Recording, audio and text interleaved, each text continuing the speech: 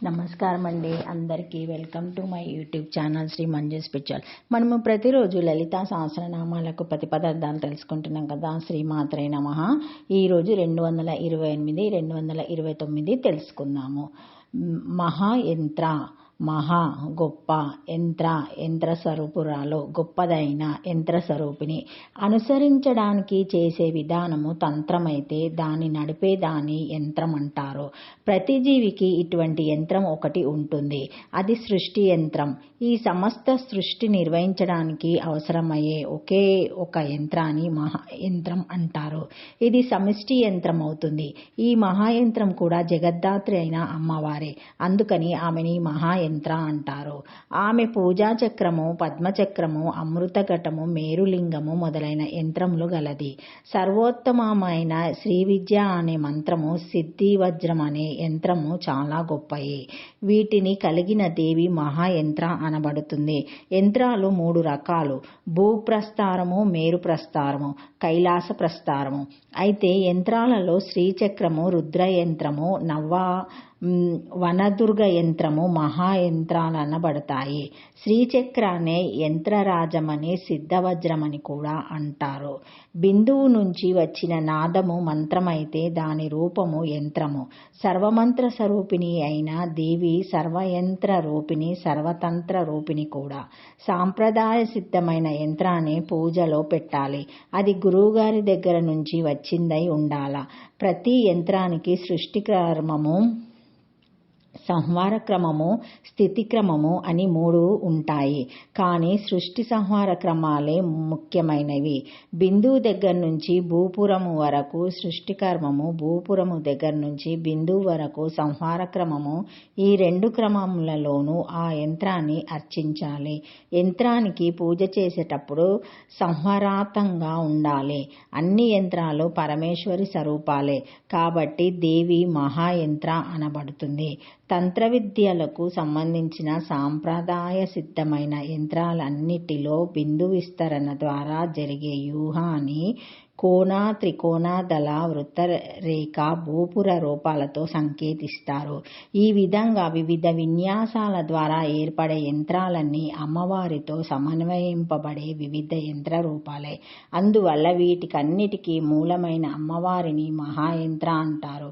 అన్ని జీవులకు జీవన యంత్ర మూల స్వరూపిణి, తంత్రాలకు సంబంధించిన సర్వయంత్రాలకు మూల స్వరూపిణి, మహాయంత్ర స్వరూపిణి, గొప్పదైన యంత్ర స్వరూపురాలు అని ఈ నామానికి అర్థాలు చెప్పుకోవచ్చు. ఓం మహాయంత్రాయ నమః. చతురాక్షరి శ్రీమాత్రే నమః. 229 మహాసాన, మహా ఆసన, మహా ఆసన గొప్పదైన ఆసనము గలది. మహాదాసనం క్షిత్యాది షట్తత్వ రూపం యస్య. క్షితి మొదలైన 36 తత్వములనే ఆసనముగా గలది. ఏషా భగవతి సర్వతత్వాన్యాశ్రిత్య తిష్టతి. దేవి భాగవతంలో ఈ దేవి అన్ని తత్వములను ఆశ్రయించి ఉన్నది. శ్రీదేవి 36 తత్వములే మహాసనముగా కలిగి ఉన్నది. ఆ తత్వాలు మూల ప్రకృతి 1, మహత్ అహంకారము, పంచతన్మాత్రాలు శబ్ద, స్పర్శ, రూప, రస, గంధాలు, పంచమహాభూతాలు ఆకాశము, వాయువు, అగ్ని, జలము, భూమి, పంచజ్ఞానేంద్రియాలు కన్ను, చెవి, ముక్కు, నాలుక, చర్మము, పంచకర్మేంద్రియాలు వాక్కు, పాణి, పాద, వాయువు, ఉపస్థ, పంచప్రాణాలు ప్రాణము, ఆపానము, వ్యానము, ఉదానము, సమానము, పంచ ఉపప్రాణాలు నాగము, కుర్మము, క్రూకరము, దేవ, దత్తము, ధనుంజయము, మనసు 1, జీవుడు 1, ఈశ్వరుడు 1. మొత్తం 36 తత్వాలు. ఈ తత్వాలన్నిటిలో శ్రీదేవి ఉన్నది. కానీ ఈ తత్వాలకు ఆమె అతీతము, నిర్గుణ పరబ్రహ్మము.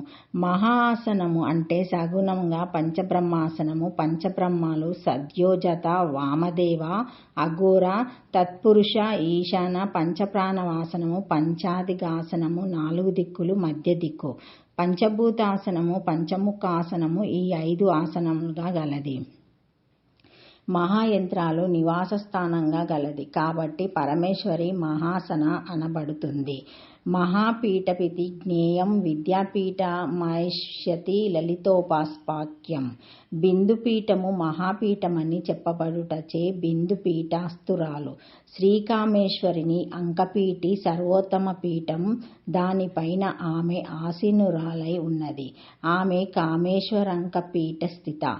ఓం మహాసనాయ నమః. చతురాక్షరి శ్రీమాత్రే నమః. Thank you for watching my video.